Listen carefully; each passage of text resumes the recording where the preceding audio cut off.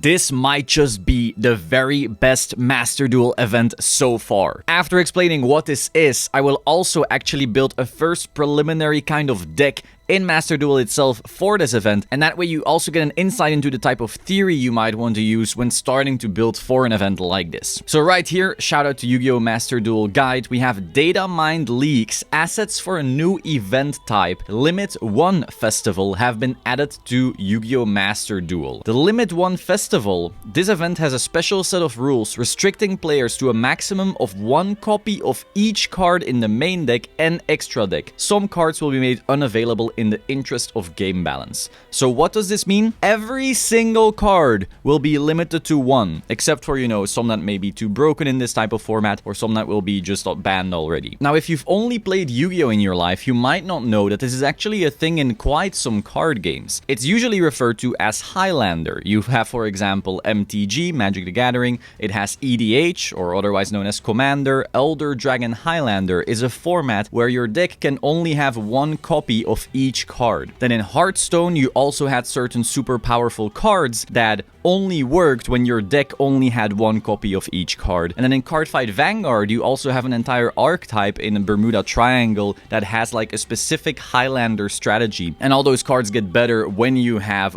singular copies of cards in your deck. So this is not a new thing, but Yu-Gi-Oh! Is kind of like exploring if they can do something interesting with that as well. And I believe they can. I actually really like Highlander decks in all of these card games. And so I'm super excited to try this in Yu-Gi-Oh! As well. I think this will be really cool for deck building. Now, of course, will there be people trying to abuse the system, going like, oh, I'll just play all the most annoying trap cards one-offs, Sure, that'll happen as well. I'm sure someone will figure out something really ridiculous over time, but overall, just the idea of getting to explore a deck where everything is a one-off is super exciting, and also a lot of your games will be very, very different. No 5-card hand is gonna be the same. So I'm super, super excited for this. Honestly, I would wish that we had an actual ladder of this, so you could always play something like this. I'm super hyped. Some people are also joking, oh cool, another true Draco event and so forth. We'll see about that, of course, but how about we hop into Master Duel right now and actually start building a first deck. Of course, we don't know every single banned card and so forth, but I do think we can at least show some of the theories, some of the ideas,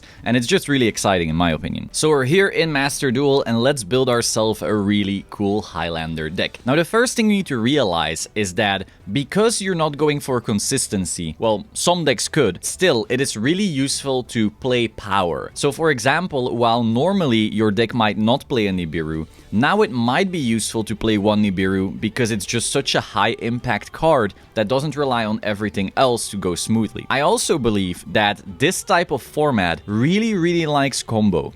People who want to reach something like an Isolde or maybe even a Sightlock will really go ham in this type of format, and I believe that things like Nibiru or like blowout cards are really going to be super useful. Next, now I'm not going to add Sight just yet because I'm not sure how consistently we would be able to make it. Any 4 summons can get us a Sight, but I know a lot of people would already lose their mind if we put that in. Okay, let's put in a Fairy Tale Snow. The reason I'm going for Snow is because this card is just broken in the graveyard, and I'm going to assume we're going to play some kind of graveyard abusing pile. We'll see. Then we add to 1 Ash, because of course Ash is a super impactful hand trap. 1 Maxi, super impactful hand trap. 1 Veiler, super impactful hand trap. Now, one thing we also know is that DPE is insane, and it can be made with any 2 effect monsters through Verte, so you should expect a lot of DPE in this format. I know, it's not fun, but it is what it is. I'm also gonna put in a Baron and a Chaos Ruler. Now, of course, you don't need to play all the exact same cards I'm putting in here. I'm not telling you to build this deck just yet. We don't know if a ban list might even hit a DPE or something along those lines, but these are just some of the things I'm thinking about already. Apollousa, also very generic. Access Code, very generic. Unicorn, very generic. One might argue even Rusty might be generic enough. If you play a bunch of dark stuff, you can literally just play a couple PK cards and suddenly have access to a Rusty with a Fog Blade and so forth.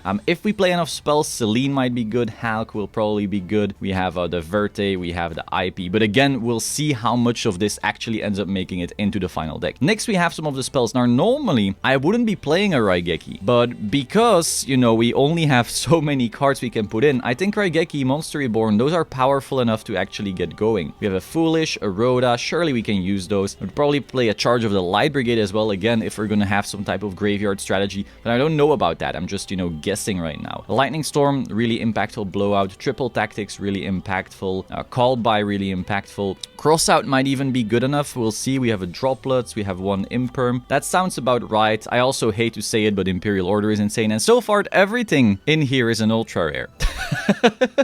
And the reason for that is because ultra rares are broken. I don't think the punks are gonna be powerful enough.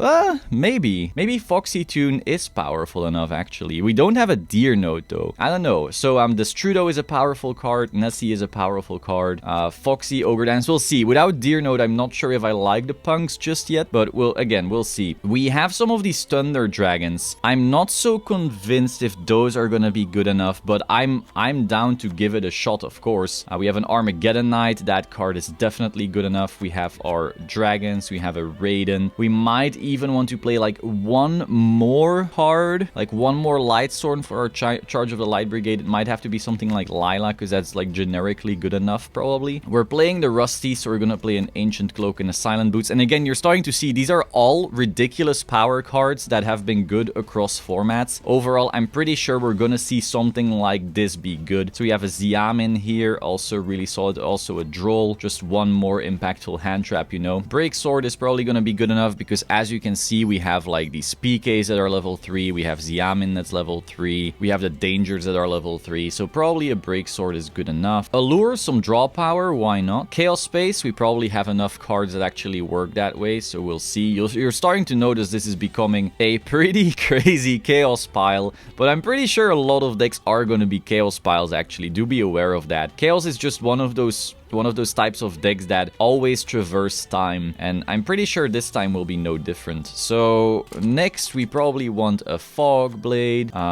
We probably want some more Phantom Knights, actually. I might want a Thorn Scales in here. This isn't even a Phantom Knights deck. I just think the Phantom Knights cards are so good that you want to be running them in order to also get to your Rusty. We might want to play Grafin Seer as well. And we are also playing a Cherubini. We might want to play a Kagemucha Knight as well then. I don't know if we have enough level 3s to justify this just yet. Let's see what other punks we can actually play, because I do like me some punks. We might want to play one Madam Spider just to make Xiamin live. So we started off by putting just all of the good cards in the deck. We start off with just like, oh, this is good, this is good, this is an engine, that's good. But now that I'm looking at the list, I'm thinking, oh, do I put in the Colossus to use my Thunder Dragons? And I'm starting to notice we don't actually have enough Thunder Dragons to justify their inclusion. We would need allures and multiple of the roars. We would need the original Thunder Dragon and so forth. So that plan overall isn't working out in my opinion, so I'm gonna start taking them out again. So this is like after you've put in like a lot of really high impact cards, maybe put in more than that, you know, I'm just going off the top of my head here, but after you've done that, you might want to consider, okay, which ones do actually combo with each other here? So I'm noticing I have my Danger Nessie, which special summons from itself and from Jackalope, together with any of the level 3 tuners that makes a Baron. I'm playing Chaos Ruler here, but I don't think I have a really easy way of making this. I would have to like normal summon Veiler, special summon Nessie, or something along those lines. Or I would have to like special summon one of my various level 4s and then normal summon a Raiden. I'm not so sure if I actually have decent Chaos Ruler lines to justify its inclusion. So this is the types of things you're going to be thinking about, right? Like we also have these punks, and the punk engine is pretty good here. I think we can E-Telly into Xiamin. Xiamin searches Foxy. Foxy then specials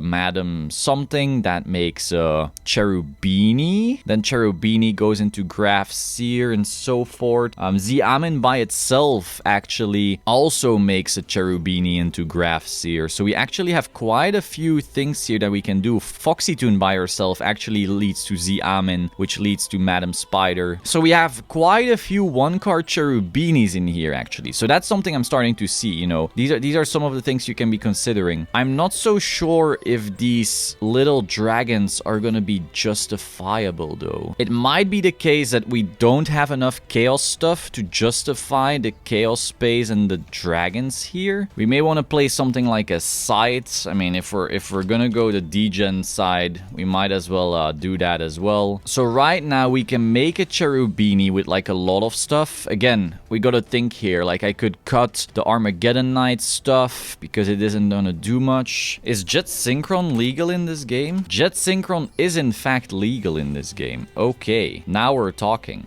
Let's make a Jet Synchron right here. Let's put that in. So let's put in an Anima. And then we need a Wonder Magician as well. TG Wonder Magician. Let's cut the Chaos Ruler because we have no easy line to it. Pretty sure we can cut the Armageddon Knight because I'm not actually seeing a point in making it. The Strudo is still a 1-card Hulk, which is pretty good because that then leads to everything else. So now I'm starting to notice that if we're gonna go down this route where we make a Cherubini or a Hulk in order to sidelock our opponent, we don't actually need the Light Sworns either. This is making me sad, honestly. But like, I'm just trying to see what is actually gonna be viable. I'm pretty sure 1 junk forward is then justified if it's basically going to be level 3 spam. If any of the lines make a Madam Spider, we can also play one of the Punk Traps. So we can play Dangerous Gabu, which can be searched off Madam Spider, and that way if any of the lines lead with Madam Spider, we also get a free negate on top of our board. I guess finally we can put in a Psychic Wielder, because this makes both Cherubini and Hulk, so depending on what you have, you can now, you know, do full combo. So Cherubini, we go into Rusty, we have the Verte, the DPE, Hulk line with TG Wonder Magician, Anima, Dagda, Sidelock. Yeah,